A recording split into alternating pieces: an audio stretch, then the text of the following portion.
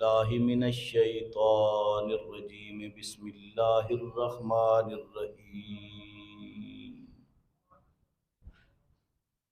قال اللہ تبارک و تعالی فی قرآن المجید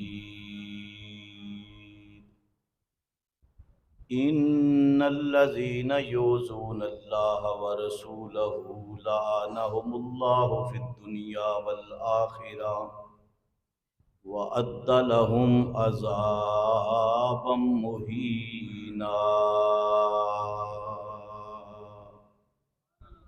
صدق اللہ مولانا العظیم وصدق رسولہ النبی الکریم ان اللہ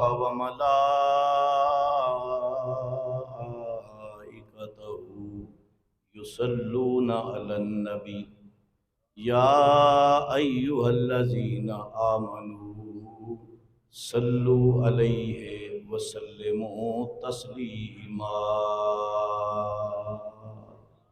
بآواز بلند روشی پڑھیں الصلاۃ والسلام علیک یا سیدی یا رسول اللہ دشت بلا کو عرش کا زینہ بنا دیا جنگل کو مصطفیٰ کا مدینہ بنا دیا دشت بلا کو عرش کا زینہ بنا دیا جنگل کو مصطفیٰ کا مدینہ بنا دیا ہر ذرے کو نجف کا نگینہ بنا دیا واہ حسین تو نے مرنے کو جینا بنا دیا چھوا جو کنکروں کو تو در بنا دیا قیدی جو آیا سامنے اسے حر بنا دیا اے کربلا کی خاک تو اس احسان کو نہ بھول کہ تڑپی ہے تجھ پہ لاشے جگر گوشائے بطول مظلوم کے لہو سے تیری پیاس بجھ گئی سراب کر گیا تجھے خونے رگ رسول اللہ پاک کی حمد و ثنا اس کے پیارے محبوب حضور خاتم النبیین شفیع المذنبین رحمت للعالمین آقا نامدار مدینے کے تاجدار رحمت پروردگار بے چین دلوں کے قرار اللہ کے یار ہم گناہگاروں کے غم گسار خدا کی خدائی کے مختار احمد مجتبیٰ جناب حضرت محمد مصطفیٰ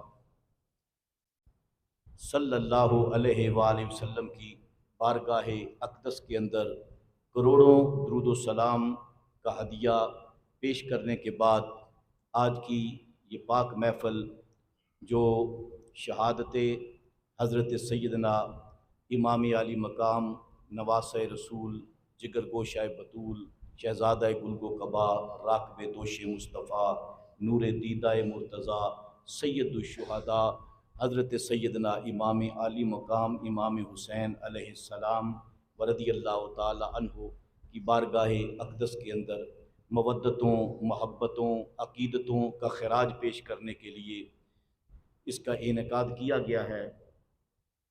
ہر سال ہمارے بڑے ہی مخلص دوست اور آپ کی مسجد کے امام صاحب فاضل ذیشان حضرت علامہ قاری وقار احمد صاحب جماعتی آپ نے مجھے حکم دیا پہلے کی طرح میرے بڑے پرانے تنظیمی ہمارے ساتھی ہیں بڑا جذبہ ہے شوق ہے ایک عرصہ اپنی عمر کا بچپن سے لے کر اب تک سارا اہل سنت کی عظیم تحریک کے اندر انہوں نے گزارا اور اب بھی ان کے اندر وہی جذبہ وہی شوق اور وہی عشق بیدار ہے۔ جناب برادرم محمد رفیع گجر صاحب اور ان کے بھائی دیگر احباب اگرچہ ظاہری طور پر تھوڑے بندے آپ بیٹھے ہیں اور لیکن اس جو محفل کا عنوان ہے اور جس کی فضیلت اور عظمت کے متعلق یہ بزم سجائی گئی ہے وہ ذات بہت بڑی ذات ہے جس کو حسین کہتے ہیں. ڈیلی نہیں، زور سے کہنا سبحان اللہ. ہزاروں کا اجتماع و تقریر پھر بھی بندے نے وہی کرنی ہوتی ہے، لیکن اجتماع ہوتا ضروری ہے. اس سے پتہ چلتا ہے کہ قوم بیدار ہے، ان کے اندر دم خم ہے. آپ جتنے احباب بیٹھے ہیں، اگر آج سے ہم تہیہ کر لیں کہ ہم جتنے آئے ہیں، آئندہ اگر محفل ہو تو ہم 2 4 بندے ساتھ لے کر آئیں گے، تو اس سے بڑھ کر یہ محفل جو ہے یہ دگنی اور 3 گنا زیادہ ہو جائے، 4 گنا زیادہ ہو جائے. اگر اس سال بھی ہم اتنے ہیں، اگلے سال بھی ہم اتنے ہیں. میں پچھلے سال آیا تو اتنے ہی لوگ تھے، کچھ 2 4 زیادہ ہوں گے اس سے پہلے. تو ہمارے اندر یہ چیز جو ہے نا، ہم الحمدللہ اہل سنت عقیدے کے لحاظ سے ہمارا کوئی توڑ نہیں ہے، لیکن سستی، قائلی، یہ ساری کی ساری ہمارے اندر موجود ہے. حضرت ضیاء الامت جسٹس پیر محمد کرم شاہ رحمۃ اللہ تعالیٰ علیہ فرماتے تھے ابتدائی زمانے کے اندر میں یہ سمجھتا تھا کہ یہ جو لوگ ہیں ہمارے مخالف، مذہب ہمارا سچا ہے لیکن ان کے پاس دلائل ہیں زیادہ ہیں. فرماتے ہیں جب آگے بڑا عملی زندگی کے اندر آیا تو میں نے اسلاف کو پڑھا، فرماتے ہیں پھر مجھے پتا چلا کہ مذہب بھی ہمارا سچا ہے، دلائل بھی ہمارے پاس ہی موجود ہیں، لیکن کمی ہے تو بیداری کی، شعور کی بیداری کی. اہل سنت کو پتہ چل جائے. آپ دیکھیں نا، ہمارا دعویٰ ہے امام حسین کو جس طرح ہم مانتے ہیں اسی طرح ماننا چاہیے، اور ان کی عظمت کے ہم پاسدار ہیں. لیکن آپ اندازہ لگائیں کہ جن لوگوں کے ساتھ ہم کہتے ہیں ان کا رسمی یا موسمی تعلق ہے، آپ ان کو ذرا دیکھیں، ان کی محفلوں کو دیکھیں، ان کی بیداری کو دیکھیں. ان کی کوئی محفل چھوٹی سے چھوٹی ہو تو وہ گھر تالا لگا کے آتے ہیں، سب کو لے کر آتے ہیں. زندہ قوموں کی یہ حالت ہوتی ہے، اور ہماری حالت یہ ہوتی ہے کہ ہمیں یاد ہی نہیں ہوتا کہ آج ہماری مسجد کے اندر کوئی محفل بھی ہے، کسی نے آنا بھی ہے. دن جو ہیں وہ جمعے والے دن علامہ صاحب، مولانا صاحب وہ ہمیں بتاتے ہیں کہ یہ محرم شروع ہو گیا ہے جی، محرم کا مہینہ ہے. تو پھر ہمیں پتہ چلتا ہے اچھا جی محرم کا مہینہ ہے. پھر وہ یاد کراتے ہیں بھائی لوگوں بیدار ہو، اس مہینے کے اندر امام حسین کی شہادت ہوئی ہے. اچھا پھر اس پر آگے لوگ بات کرتے ہیں جی شہادت کے مہینے میں کیا کرنا چاہیے. کچھ لوگوں کی تو عادت ہے کہ وہ اس مہینے کے اندر باقی لوگوں سے فائٹ شروع کر دیتے ہیں، لڑائی شروع کر دیتے ہیں.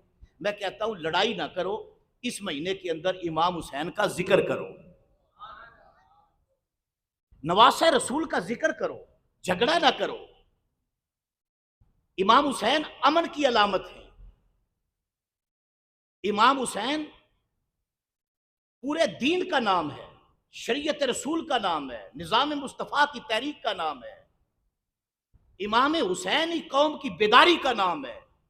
آج بھی اگر قوم کو بیدار کرنا ہو تو امام حسین کا ذکر کرو، سویا ہوا بندہ بھی جاگ جاتا ہے.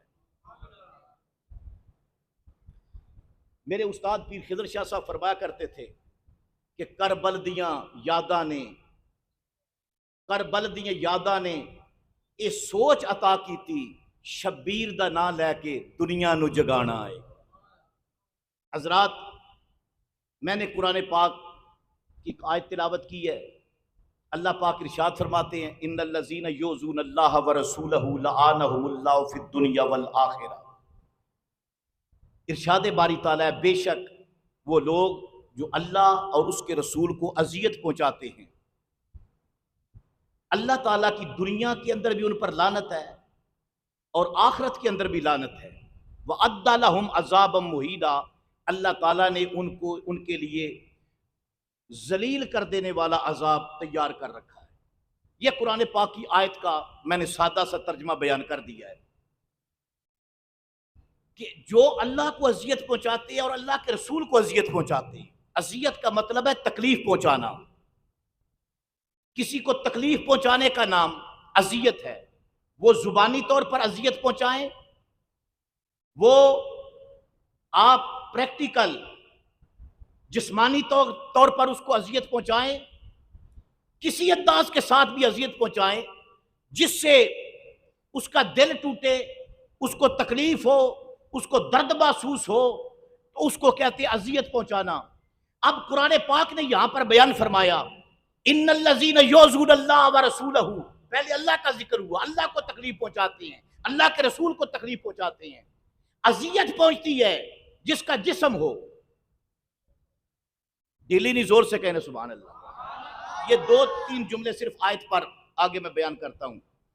اذیت جسم ہو تو اذیت پہنچتی ہے.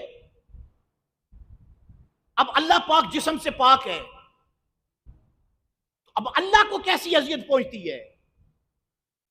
تو رب تعالیٰ نے فرمایا مجھے اذیت پہنچتی ہے، اس وقت پہنچتی ہے میں تو جسم سے پاک ہوں، لیکن جب میرے محبوب کو پریشانی ہو، میرے محبوب کو اذیت پہنچائی جائے، تو فرمایا محبوب کی اذیت میری اذیت ہے، کیونکہ اذیت سے تکلیف پہنچتی ہے، اذیت سے پریشانی لائق ہوتی ہے. فرمایا جب میرا محبوب پریشان ہوتا ہے، جب محبوب ناراض ہوتا ہے تو میں ناراض ہوتا ہوں. محبوب کو اذیت پہنچانا مجھے اذیت پہنچانا ہے. جس نے میرے محبوب سے دشمنی کی اس نے مجھ سے دشمنی کی، جس نے میرے محبوب سے جنگ کی اس نے مجھ سے جنگ کی، جس نے میرے محبوب سے پیار کیا اس نے مجھ سے پیار کیا، جس نے میرے محبوب کو محبوب سمجھا اس نے میں اللہ کے ساتھ محبت کی. اور فرمایا ان لوگوں پر اللہ کی لعنت ہے جو حضور کی وجہ سے اللہ کو تکلیف پہنچاتے ہیں، جو حضور کی وجہ سے اللہ کو تکلیف پہنچاتے ہیں، اذیت پہنچاتے ہیں، ان پر کیا ہے؟ اللہ کی، زور سے بولیے، اللہ کی لعنت ہے. دنیا کے اندر بھی لعنت ہے، آخرت کے اندر بھی لعنت ہے، اور حشر کے دن ان کو بخشا نہیں جائے گا. حشر کے دن ان کے لیے اعلان ہے وَأَعَدَّ لَهُمْ عَذَابًا مُهِينًا، اللہ تعالیٰ نے ان کے لیے عذاب تیار کر رکھا ہے. اور عذاب صرف یہ نہیں کہ وہ دوزخ میں جلیں گے، فرمایا وَأَعَدَّ لَهُمْ عَذَابًا مُهِينًا، ان کو حشر کے دن ذلیل بھی کیا جائے گا، عذاب بھی دیا جائے گا. حضرات گرامی، اب ذرا توجہ کریں. نبی پاک صلی اللہ علیہ وسلم کو اذیت پہنچتی ہے کن طریقوں کے ساتھ؟ مثال کے طور پر، ایک تو اگر والد ہے، والدہ ہیں، ان کی اولاد ہے، اولاد جوان ہو جائے، وہ اولاد جس کی پرورش ماں باپ نے شروع سے کی ہو، وہ جب جوان ہو جائے تو ماں باپ کی خدمت نہ کرے، ماں باپ کو تنگ کرے، تو ماں باپ کے لیے اذیت ہے یا نہیں؟ چھوٹے بچے کو ماں باپ پالتے ہیں، یہ بڑا ہوگا اور بڑھاپے کے اندر یہ ہمارا آسرا بنے گا، ہماری ڈھارس بنے گا، ہماری لاٹھی بنے گا اور ہمارا مددگار ثابت ہوگا. بڑھاپے کے اندر ہمیں تکلیف کوئی نہیں ہے، اس کے لیے باپ بڑی پریشانیاں جھیلتا ہے، سب کچھ برداشت کرتا ہے. وہ سارا زندگی کا سفر طے کر کے، ساری کمائی لگا کے، سارا سرمایہ لگا کے اس کو جوان کرتا ہے، پالتا ہے، پوستا ہے، جوان ہو جائے، جوانی کے اندر پہنچ جائے، باپ بوڑھا ہو جاتا ہے. اب بیٹا نافرمان ہے، اس کے لیے وقت بھی نہیں دے سکتا، اس پہ خرچ بھی نہیں کر سکتا، اس کو ٹائم بھی نہیں دیتا، اس کے ساتھ اچھے طریقے سے بات بھی نہیں کرتا. آپ مجھے بتائیں وہ دن اور راتیں باپ کے جو گزرتے ہیں، ماں کے جو گزرتے ہیں، وہ سکھ کے اندر گزرتے ہیں یا اذیت کے اندر گزرتے ہیں؟ پتا چلا کہ نافرمانی سے بھی اذیت پہنچتی ہے. اب اللہ اور اس کے رسول کو جو اذیت پہنچاتا ہے، کیا مطلب؟ جو رسول اللہ کا نافرمان ہے، نبی پاک کی نافرمانی کرتا ہے، بات نہیں مانتا، حضور کی نافرمانی کر کے حضور کو اذیت پہنچاتا ہے. جو نافرمان ہے اللہ اور اس کے رسول کو، تو وہ کیا کرتے ہیں؟ اذیت پہنچاتے ہیں. جامع صغیر کے اندر امام جلال الدین سیوطی رحمۃ اللہ علیہ نے بھی لکھی ہے، اور کتابوں کے اندر بھی موجود ہے.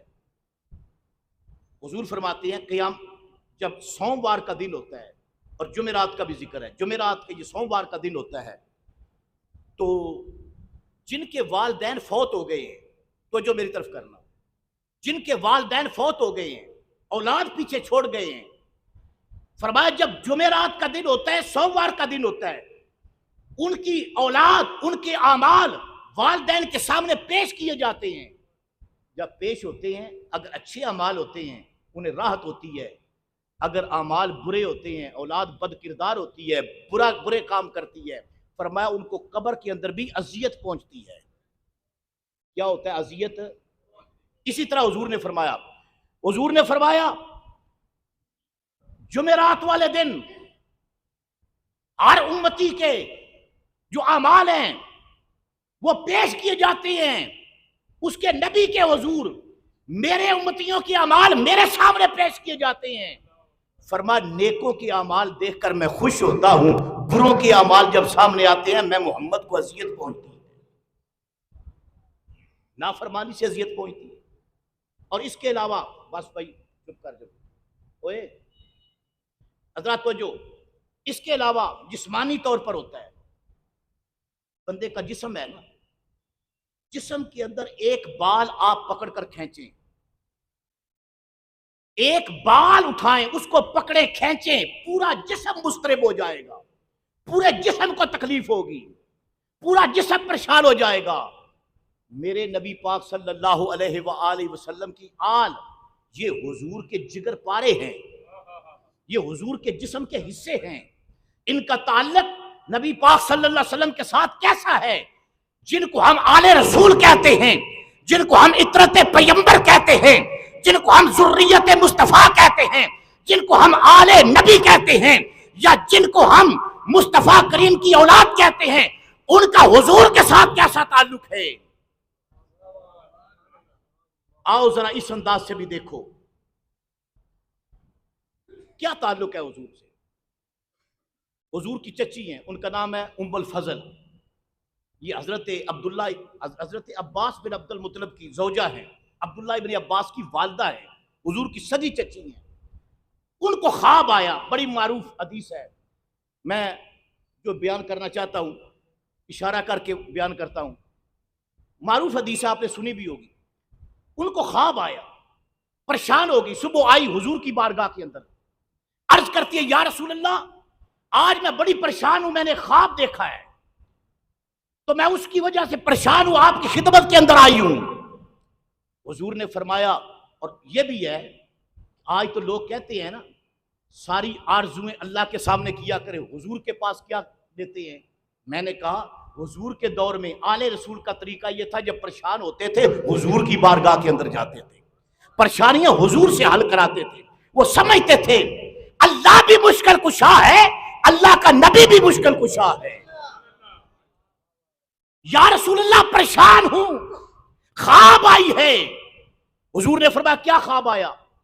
یا رسول اللہ میں نے خواب دیکھا ہے کہ آپ کے جسم مبارک کا ایک پورا حصہ آپ کے وجود سے کٹ کر میری گود میں آ کے گرا ہے، آپ کے جسم کا حصہ آپ کے وجود سے کٹ کر میری گود میں گرا ہے۔ یا رسول اللہ میں اس وقت سے پریشان ہوں۔ حضرت ام الفضل رضی اللہ تعالیٰ عنہ آپ نے خواب سنایا، حضور مسکرا پڑے۔ اب ذرا پیار سے کہنا سبحان اللہ۔ ابھی ابتدا ہے، میں آپ کو ایک بات بتا جاؤں، جب حضور مسکرائیں تو آپ کو بھی مسکرانا چاہیے۔ ہاں جب کوئی مولانا بیان کر رہے ہو نا کہ حضور مسکرا کر بیٹھ جائے، نہیں بھائی حضور مسکرائے ہیں تو مسکراؤ، یہی تو زمانے کو ہم کہتے ہیں۔ ہم کہتے ہیں ربیع الاول کے اندر ہم حضور کا جشن مناتے ہیں، اس لیے کہ اس مہینے کے اندر حضور کے گھر خوشی ہے، اور اس مہینے کے اندر ہم آقا حسین کی شہادت کا تذکرہ کرتے ہیں، آنسوؤں کے نذرانے پیش کرتے ہیں، اس لیے اس مہینے کے اندر خوش ہوتے ہیں۔ اس مہینے کے اندر ہمیں دکھ ہوتا ہے، اس لیے دکھ ہوتا ہے۔ حضور خوش ہیں تو ہم خوش ہیں، حضور کے گھر دکھ ہے تو ہمیں دکھ ہے۔ حضرات گرامی، اس مہینے کے اندر آنکھیں برستی ہیں، دل دھڑکتے ہیں، تو جو عرض کرتی ہے یار حضور مسکرا پڑے، خوش ہو گئے۔ حضور نے فرمایا چچی تو پریشان کیوں ہے؟ یہ کوئی پریشان ہونے والی بات ہے؟ عرض کی آقا میں نے خواب جو دیکھا ہے اس کی وجہ سے۔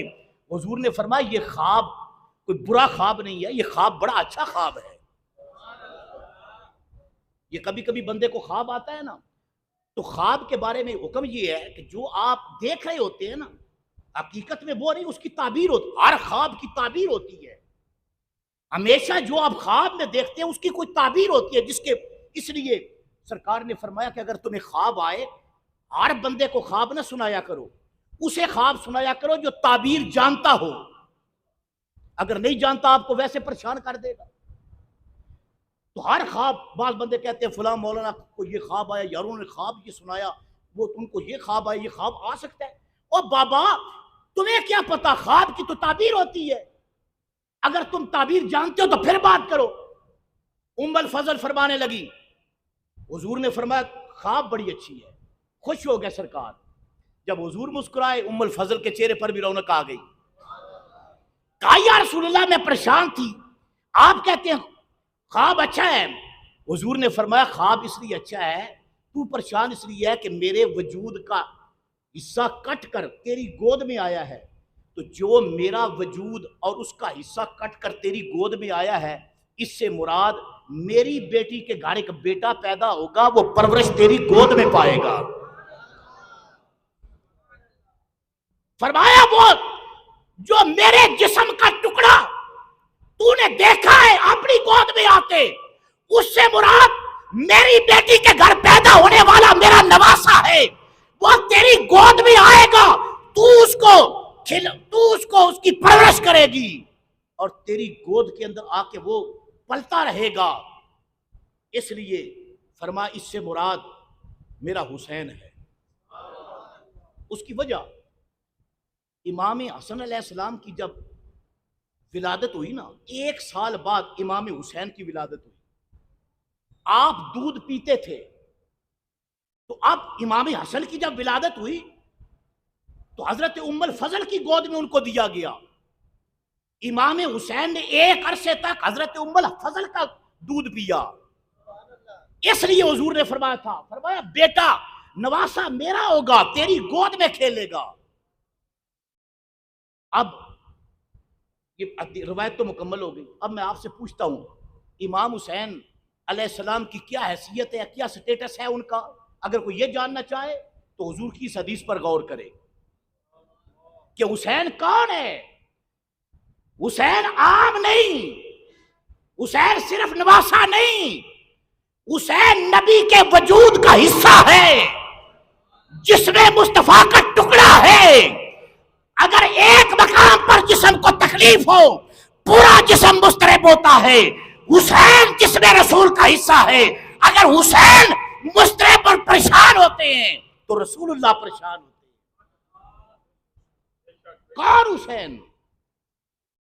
حسین تو پورا جسم اور جسم کا ایک حصہ ہے۔ یہاں تو بات یہ ہے کہ وجود سے بال کھینچے تو پورے وجود کو تکلیف پہنچے، جو پورے جسم کا حصہ ہے، اس حسین کی عظمت کا کیا کہنا۔ حضرات گرامی، اور بال حضور کا، پیار سے کہہ دیں سبحان اللہ۔ جسم کا ٹکڑا ہونا اور ہے، بال کا ہونا اور ہے۔ بال بھی بڑی فضیلت والا ہے، اور جسم کا حصہ ہونا یہ اس سے بڑی فضیلت ہے۔ بال ایک مدت تک جسم کے ساتھ اس کا تعلق رہتا ہے، اگر جسم سے بال علیحدہ ہو جائے تو پھر اس کی صورتحال کیا ہوتی ہے؟ مثال کے طور پر آپ گھر سے آئے، آپ نے وضو کیا، داڑھی پر خلال کیا، سر کا مسح کیا، جو بال آپ کی داڑھی کے ساتھ ہیں، سر کے ساتھ ہیں، وہ پاک ہیں۔ اگر کوئی بال جسم سے الگ ہو گیا، سر سے الگ ہو گیا، داڑھی سے الگ ہو گیا، آپ کے ہاتھ پر آ گیا، اب اس بال کی کیا حیثیت ہے؟ وہ پاک ہے یا ناپاک ہے؟ ناپاک ہے، مسجد میں نہیں گرا سکتے، کہتے ہیں گناہ ہے، مسجد کے اندر بال گرانا گناہ ہے۔ کیا گناہ ہے؟ کہتے ہیں اس لیے کہ جب جسم سے بال علیحدہ ہوتا ہے تو مردہ ہو جاتا ہے، اور مردار کا مسجد کے اندر گرانا منع ہے، حرام ہے۔ ہر بندے کا بال جسم سے جب جدا ہوتا ہے تو مردہ ہو جاتا ہے، لیکن میں صدقے جاؤں حضور کے بال کی کیا شان ہے۔ اب ڈھیلی سبحان اللہ نہیں، ذرا زور سے کہیں سبحان اللہ۔ بات آگے چل پڑی ہے، ذرا زور سے کہیں سبحان اللہ۔ اب یہ حضور کے جسم مبارک کی بات نہیں ہے، حضور کا بال مبارک، اس بال کی شان یہ ہے۔ حضرت خالد بن ولید حضور کے صحابی ہیں، ہر میدان کے اندر جاتے ہیں، انہیں فتح ہوتی ہے، کامیابی ہوتی ہے۔ جس میدان کے اندر، جنگ کے اندر خالد بن ولید جاتے ہیں، تلوار چلاتے ہیں، فتح ان کے قدموں کو بوسہ دیتی ہے، ان کا استقبال کرتی ہے۔ کسی میدان کے اندر خالد بن ولید کو شکست نہیں ہوتی، بلکہ خالد بن ولید کو ہر میدان کے اندر کامیابی ہوتی ہے۔ کبھی کسی نے پوچھا خالد بن ولید بتا تو صحیح، تو جس میدان کے اندر جاتا ہے تجھے کامیابی ہوتی ہے، مجاہد اور بھی ہیں، جرنیل اور بھی ہیں، لڑنے والے اور بھی ہیں، بہادر اور دلیر اور بھی ہیں، بڑے بڑے دنیا کے اندر دلیر ہیں، لیکن کبھی فتح مل گئی، کبھی شکست ہو گئی، کبھی فتح کبھی شکست۔ لیکن تیرا کیا کہنا، جس میدان کے اندر تو جاتا ہے کبھی تو نے شکست کا سامنا نہیں کیا، تو فتح کو نظارے دیکھتا ہے۔ خالد بن ولید بتا تیرے پاس گڑ کیا ہے جنگ کا؟ جناب خالد بن ولید، جب صحابہ نے یہ سوال کرنے والے نے سوال کیا، آپ نے اپنی ٹوپی اتاری، فرمانے لگے اس ٹوپی کی وجہ سے مجھے فتح ہوتی ہے۔ صحابی حیران ہو گئے، پوچھنے لگے خالد بن ولید یہ ٹوپی کوئی جنگ کا ہتھیار تو نہیں ہے، جنگ ٹوپیوں سے تو نہیں لڑی جاتی، جنگ جو ہے یہ تلواروں سے لڑی جاتی ہے، جنگ تیروں سے لڑی جاتی ہے، جنگ نیزوں سے لڑی جاتی ہے، ٹوپیوں کے ساتھ جنگ تو نہیں لڑی جاتی۔ اس بات کے اندر کیا راز ہے؟ آپ نے فرمایا یہ ٹوپی عام نہیں ہے، یہ وہ ٹوپی ہے جس کے اندر میرے رسول کا بال موجود ہے۔ ایک بال اس ٹوپی کے اندر میں نے محفوظ کر رکھا ہے، جس وجہ سے میں جس میدان کے اندر جاتا ہوں ٹوپی میرے سر پر ہوتی ہے، اس بال کی برکت سے اللہ مجھے ہر میدان کے اندر کامیابی دیتا ہے۔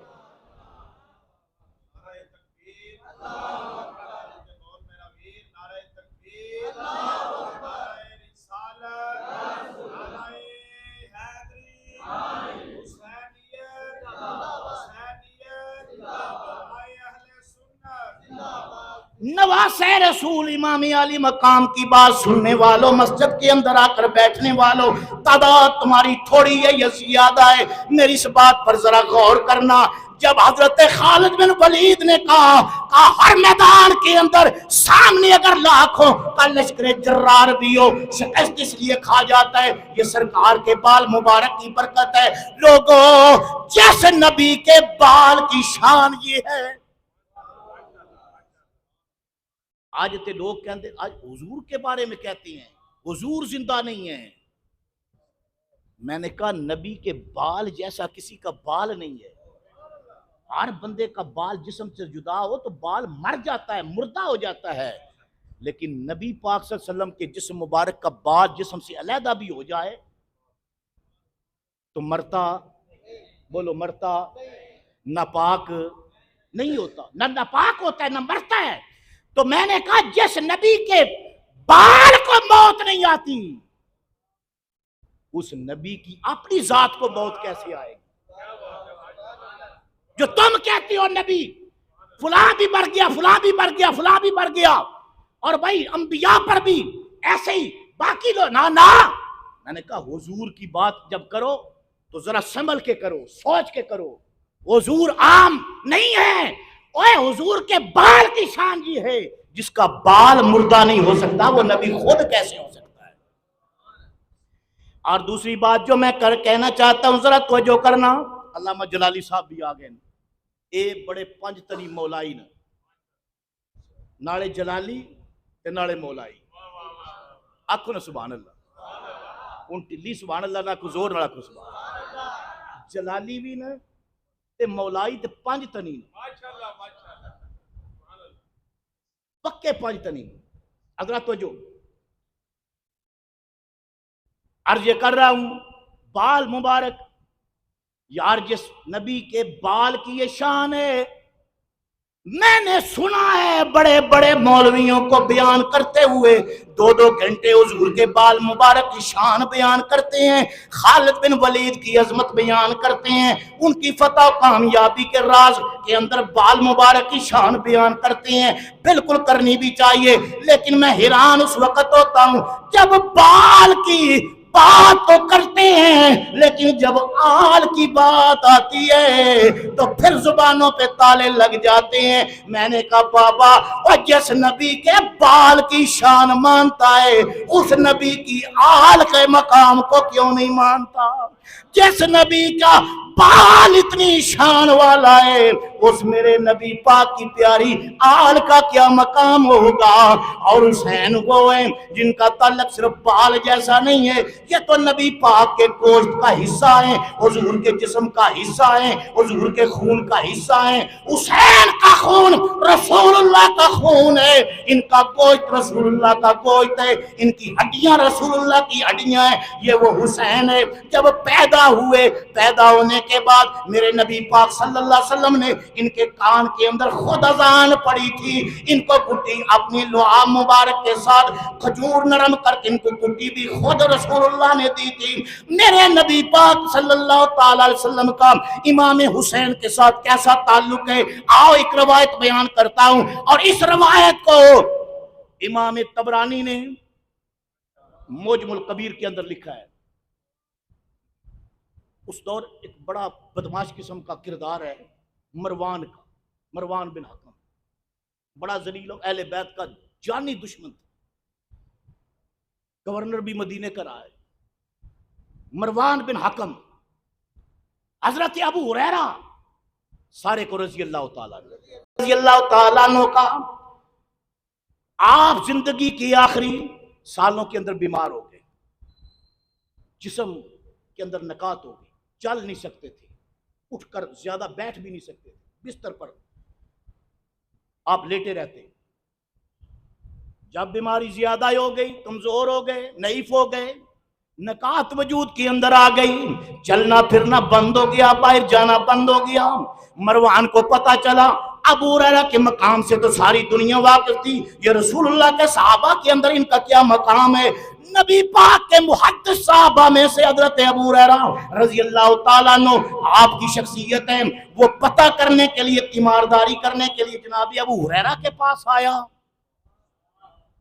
آپ کے پاس آ کے بیٹھ گیا کچھ حال کیا ہے ٹھیک ہوں کیا کھاتے پیتے ہیں سارا کچھ بتایا اب ساری باتیں کرنے کے بعد نا آپ کی تعریف کرنے لگا کہنے لگا ابو ہریرہ بڑی آپ کی خدمات ہیں بڑا کام کیا ہے بڑی آپ اونچی قدامت کے بندے ہیں امت رسول میں بڑا مقام ہے لیکن مجھے آپ پر ایک شکوہ رہتا ہے ایک شکایت مجھے رہتی ہے اگر وہ نہ ہو تو بندے آپ بڑے کام کیے حضرت ابو ہریرہ رضی اللہ تعالیٰ عنہ نے فرمایا کیا شکوہ ہے کیا شکایت ہے کس بات کی تمہیں شکایت ہے کہنے لگا مجھے شکایت یہ ہے باقی باتیں آپ کی بالکل ٹھیک ہیں آپ نے نمازیں بھی مسجد نبوی کے اندر حضور کے ساتھ پڑھی حدیثیں بھی لوگوں کو پہنچائیں یہ بھی بڑا کارنامہ ہے آپ نے مسائل فقہی جو ہیں وہ بھی لوگوں تک پہنچائے بڑا کارنامہ ہے آپ کے کارنامے اگر میں گننے شروع کر دوں تو میں ان کا شمار نہیں کر سکتا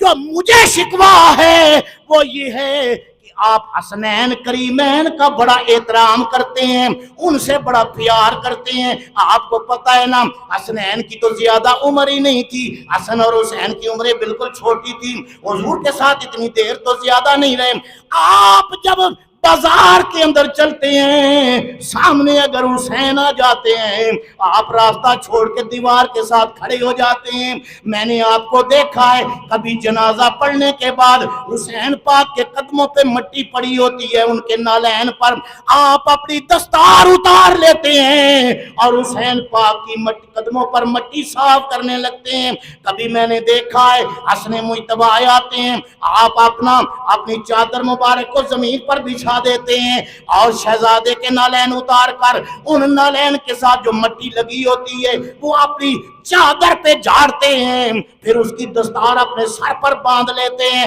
یہ عشق، یہ محبت، یہ جنون والی کیفیت جو میں دیکھتا ہوں مجھے اس بات پہ شکوہ ہے۔ باقی باتیں تو بڑی ہیں، آپ اپنی عمر کا تقاضا بھی دیکھیں، آپ اپنا مرتبہ اور مقام بھی دیکھیں، اور یہ جو آپ کام کرتے ہیں یہ بھی دیکھیں۔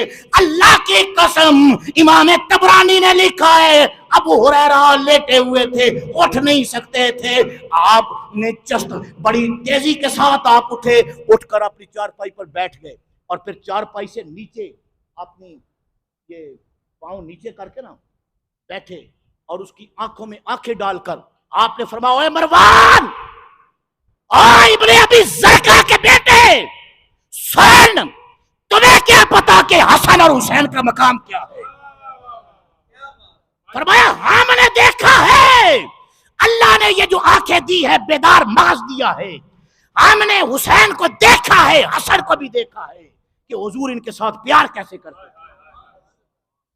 کیا پیار تھا، یہ ابو ہریرہ بیان بھی کرتے، یہ حدیث کے اندر آپ نے فرمایا ایک غزوے پہ ایک جگہ جا رہے تھے سفر پر، صحابہ اکرام بھی تھے، صحابہ اکرام کی ساتھ ان کے خاندان عیال بھی ان کے ساتھ سفر کر رہے تھے، نبی پاک صلی اللہ علیہ وسلم کا خاندان بھی ساتھ تھا۔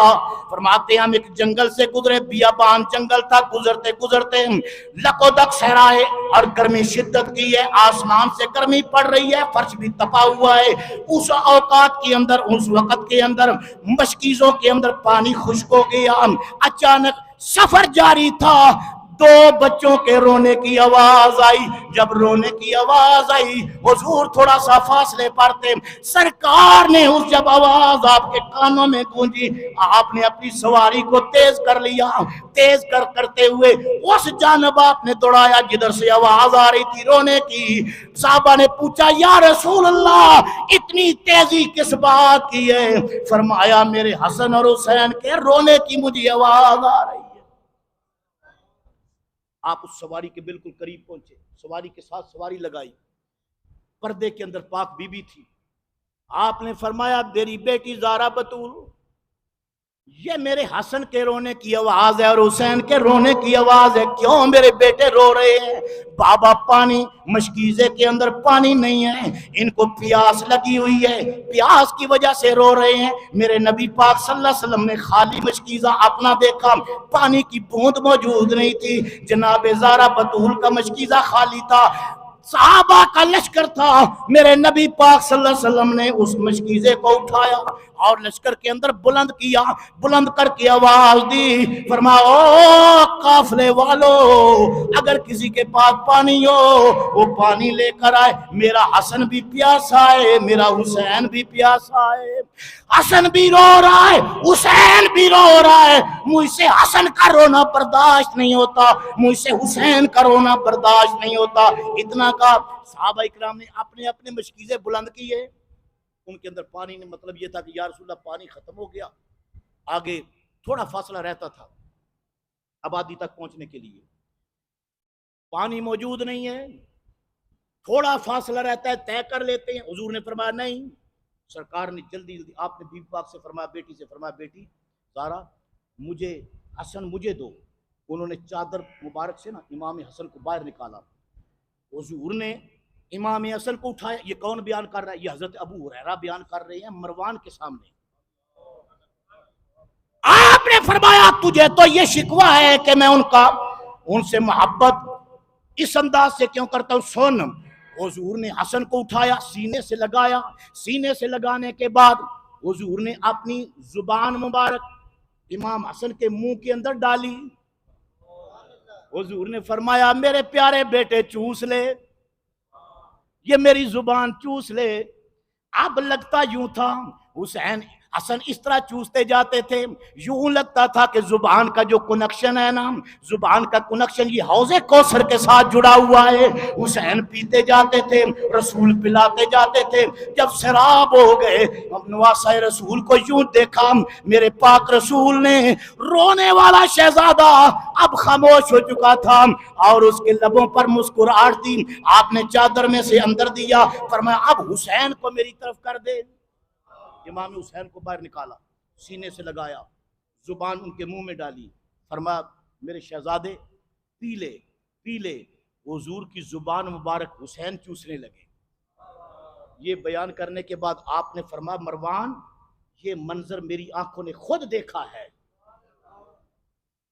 جس نواسے نے رسول اللہ کی زبان چوسی ہو، جس کا رونا رسول اللہ کو بے قرار کر دے، جس کی خوشی کے اندر رسول کی خوشی ہو، جس کے دکھ کے اندر رسول اللہ کو دکھ ہو، فرمایا میں اس کے ساتھ پیار کیوں نہ کروں، میں اس کے ساتھ پیار کیوں نہ کروں۔ آؤ حسین کو سمجھنے کے لیے حضور کی باتوں کو سمجھنا ہوگا، حضور کو سمجھنا ہوگا، حضور کے وجود کو دیکھنا ہوگا۔ کملی والا کون ہے؟ حضرت ام سلمہ، یہ حضور کی زوجہ ہیں۔ آپ فرماتی ہیں نبی پاک صلی اللہ علیہ وآلہ وسلم نے مجھے فرمایا ام سلمہ آج بارش کا فرشتہ میرے پاس آیا ہے اجازت لے کے، میری زیارت کے لیے آیا ہے، اللہ پاک سے اجازت لے کے میرے پاس آیا ہے، میری زیارت کے لیے آیا ہے، میں اندر جا رہا ہوں، دروازہ بند کر رہا ہوں، تو دروازے پر بیٹھ جا، باہر سے اندر کسی کو نہیں آنے دینا۔ آپ فرماتی ہیں میں دروازے پر بیٹھ گئی، حضور اندر تشریف لے گئے، اندر فرشتے کی آمد تھی۔ فرماتی ہیں جو آتا نا میں اسے کہہ دیتی کہ سرکار نے منع کیا دروازہ نہیں کھولنا۔